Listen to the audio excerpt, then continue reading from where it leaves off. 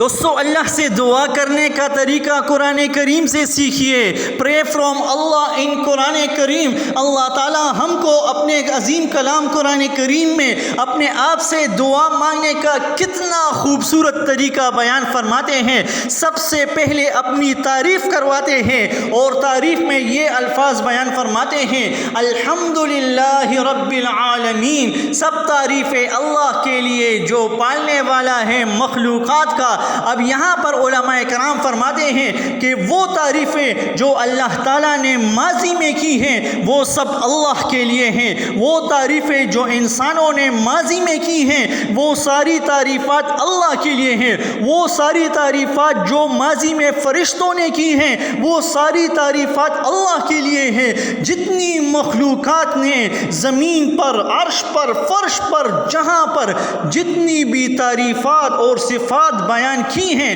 وہ ساری تعریفات جس زبان میں ہو، عربی میں ہو، عجمی میں ہو، وہ ساری کی ساری تعریفات جس جگہ پر ہو، جس نے بیان کی ہو، عرب نے، عجم نے، مرد نے، عورت نے، بچوں نے، جس نے جتنی تعریفات بیان کی ہو وہ سب تعریف کے لائق اور مستحق صرف اور صرف اللہ ہے. اور وہ تعریفات جو موجودہ وقت میں بیان کی جا رہی ہیں مسجدوں میں، مدارسوں میں، خانقاہوں میں اور درسگاہوں میں، جو کرتا ہے اللہ خود بیان کرتا ہے. جو تعریف جو انسان تعریفات بیان کرتے ہیں، جو فرشتے تعریفات بیان کرتے ہیں، جو بچے اللہ کی بڑائی بیان کرتے ہیں، جو مرد اللہ کی بڑائی بیان کرتے ہیں، جو عورتیں اللہ کی بڑائی بیان کرتے ہیں، جو جتنی تعریفات بیان کرتے ہیں اس سب کا صرف اور صرف مستحق اللہ ہے. وہ سب تمام تعریفات اس اللہ وحدہ لا شریک ذات کے لیے ہیں. اور مستقبل میں قیامت تک، قیامت کے بعد نہ ختم ہونے والی زندگی میں، جنت میں جتنی تعریفات ہوگی اللہ خود بیان کرے گا. جنتی بیان کریں گے، مرد بیان کریں گے، عورتیں بیان کریں گی، بچے بیان کریں گے، فرشتے بیان کریں گے. جہاں پر بھی جتنی تعریفیں ہوگی ہمیشہ تک وہ تمام کی تمام تعریفیں صرف اللہ کے لیے ہے اور وہی اللہ اس تعریفات کا لائق اور مستحق ہیں. پھر ایک دوسری اپنی تعریف فرماتے ہیں الرحمن الرحیم کہ اللہ تعالیٰ بہت مہربان،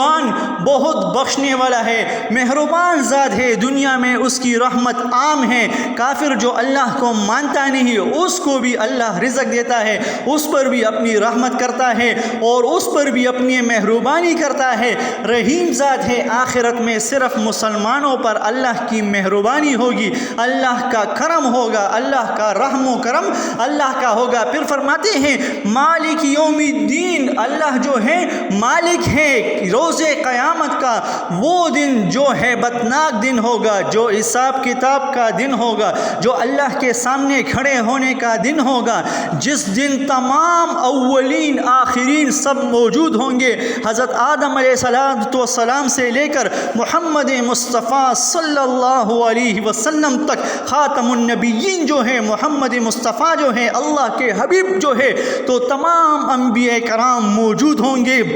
سارے مرد، خواتین، بچے سب موجود ہوں گے اور حشر کا میدان قائم کیا جائے گا اور حساب کتاب ہوگا. جس کو عمل نامہ مل گیا اور وہ کامیاب ہو گیا اور وہ جنت میں چلا گیا تو وہ ہمیشہ کے لیے کامیاب، اور جو ناکام ہو گیا جہنم میں چلا گیا تو وہ ہمیشہ کے لیے ناکام ہوگا. تو اس ہیبتناک دن کا مالک جو ہے صرف اللہ ہے کہ پھونک ماری جائے گی، سب مر جائیں گے، پھر پھونک ماری جائے گی، سب پھر قبروں سے اٹھ جائیں گے اور آسمان جو ہے وہ بھی ختم ہو جائے گا اور سب کچھ درہم برہم ہو جائے گا. تو اس بڑے دن کا مالک، اس قیامت والے دن کا مالک اللہ تعالیٰ ہے. پھر فرماتے ہیں ایاک نعبد، تیری ہی ہم عبادت کرتے ہیں. ہم جو بھی عبادت کرتے ہیں، اگر نماز پڑھتے ہیں تو اللہ تیرے لیے پڑھتے ہیں، اگر روزہ رکھتے ہیں تو اے اللہ رمضان مبارک کے روزے تیرے لیے رکھتے ہیں، اگر ہم حج بیت اللہ شریف کا کرتے ہیں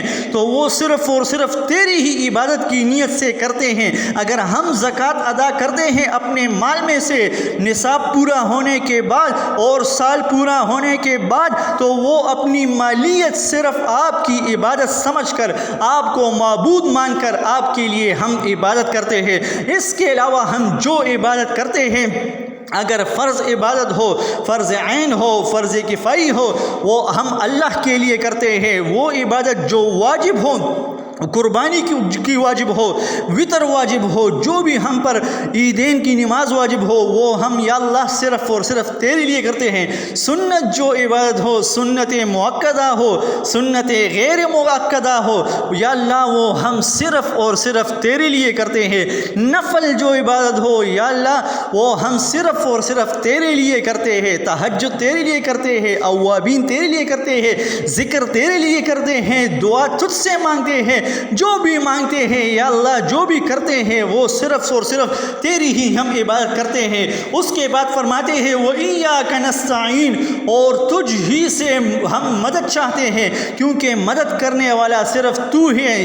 ہے، تو ہی قدرت رکھتا ہے، تو ہی طاقت رکھتا ہے۔ ہم جس چیز کے بارے میں یا اللہ تم سے مدد مانگنا چاہے تو ہماری مدد کر سکتا ہے، تو ہماری مدد کرنے کے لیے آ سکتا ہے، تیری رحمت ہماری مدد کے لیے آ سکتی ہے۔ پھر یہ اللہ کی جو تعریفات بتائی گئی اور بیان کر دی گئی، اس کے بعد دعا کرنے کا طریقہ ہم کو سکھایا گیا کہ اللہ کی تعریفات کی گئی، اب اللہ سے مانگو کہ اہدنا الصراط المستقیم، دکھا دیں ہمیں راستہ سیدھا، وہ راستہ صراط الذین انعمت علیہم، یعنی راستہ ان لوگوں کا کہ تو نے انعام کیا ان پر، اور وہ انعام کون لوگ ہیں جن پر تو نے انعام کیا؟ قرآن کریم کی دوسری آیت میں فرماتے ہیں اولئک الذین انعم اللہ علیہم من النبیین والصدیقین والشہداء والصالحین، وہ لوگ یا اللہ جس پر تو نے انعام کیا ہے وہ من النبیین، نبیوں میں سے ہیں، والصدیقین تیرے سچے بندوں میں سے ہے، والشہداء وہ لوگ جو تیرے راستے میں شہید ہو چکے ہیں، ان لوگوں کا راستہ ہمیں دکھا دے، والصالحین اور نیک لوگ جو تیرے نیک بندے گزرے ہیں ان کا راستہ ہم کو دکھا دے، ان کے راستے پر ہم کو چلا دے، ان کے راستے پر ہم کو ہمارے منزل مقصود تک پہنچا دے، اور پھر ہم کو کامیابیاں عطا فرما دے۔ پھر فرماتے ہیں غیر المغضوب علیہم، نہ ان کا کہ غضب کیا گیا، جن پر تیرا غضب کیا گیا، جن پر تو غصہ ہوا تھا، ان کا راستہ ہم کو نہ دکھا، ان سے ہم کو محفوظ فرما۔ جس طرح ان پر غضب کیا گیا تھا، اگر ہم ان کے راستے پر چلے گئے تو پھر تیرا غضب ہم پر بھی ہوگا، یا اللہ ہم کو ان کے راستے سے محفوظ رکھ، ان کے راستے پر ہم کو نہ چلا، پھر ہم بھی آپ کے وہ بندے ہو جائیں گے جس پر اللہ کا غضب کیا ہوا ہوگا۔ پھر فرماتے ہیں غیر المغضوب علیہم کے بعد اللہ فرماتے ہیں ولا الضالین، اور نہ گمراہوں کا راستہ، ان لوگوں کا راستہ ہم کو نہ دکھا جو گمراہ ہو، جس کو سے راستہ گم ہو چکا ہو، جو بھٹکے ہوئے ہو، دوسرے راستے پر چلے گئے ہو، ان کا راستہ ہم کو نہ دکھا، بلکہ ہم کو ان لوگوں کا راستہ دکھا جن پر تو نے انعام کیا، جو کہ نبیین ہیں، صدیقین ہیں، شہداء ہیں، صالحین ہیں۔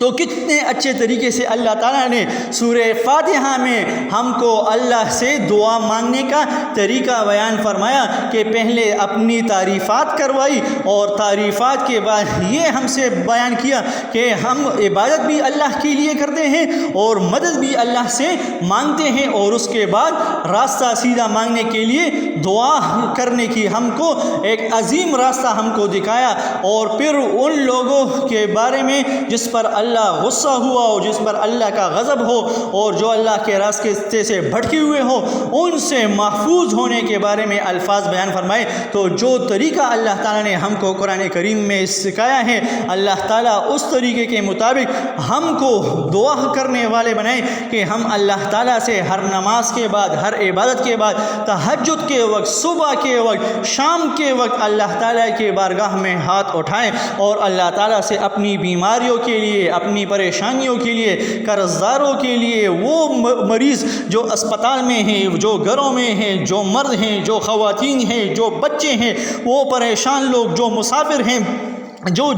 جہاں پر بھی ہیں، جو قرضدار ہے، جس کے کاروبار نہیں ہے، جس کی اولاد نہیں ہے، جس کی اولاد نافرمان ہے، تو سب کے بارے میں ہم اللہ تعالیٰ کی تعریفات کر کے اللہ کے دربارگاہ میں ہاتھ اٹھائے اور اللہ تعالیٰ سے پھر دعا مانگے اور اللہ تعالیٰ سے قبولیت کے لیے بھی دعا کرے کہ یا اللہ ہماری ان دعاؤں کو محمد مصطفیٰ صلی اللہ علیہ وسلم کے وسیلے سے قبول فرما۔ تو اللہ تعالیٰ سے دعا کیجیے اور ہم کو بھی دعا میں یاد کیجئے۔ اللہ تعالی ہماری تمام دعائیں قبول فرمائے۔ ہم تمام مسلمانوں کو، مرد اور خواتین کو، حرمین اور شریفین کی زیارت عطا فرمائے، حج اور عمرہ کے لیے بار بار جانے کی توفیق عطا فرمائے اور قرآن کریم کی تلاوت کرنے کی توفیق عطا فرمائے، قرآن کریم کو سمجھنے کی توفیق عطا فرمائے، قرآن کریم پر عمل کرنے کی توفیق عطا فرمائے اور نیک لوگوں کے ساتھ تعلق بنانے کی توفیق عطا فرمائے، اللہ کے ساتھ تعلق بنانے کی توفیق عطا فرمائے،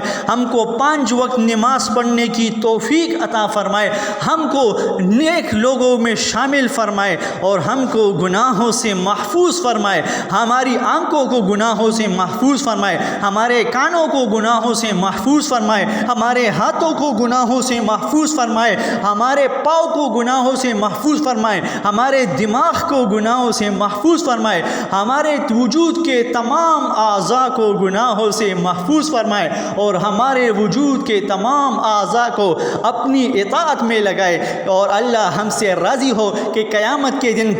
ہم اللہ کے سامنے ہو، اللہ ہم سے راضی ہو اور ہمیشہ کے لیے ہم کو وہ زندگی عطا فرمائے جس میں نہ کوئی پریشانی ہے، نہ کوئی بیماری ہے، نہ کوئی بھی مصیبت نہیں ہے، اور اللہ تعالی ہم تمام مسلمانوں کو نیک راہ پر چلنے کی توفیق عطا فرمائے۔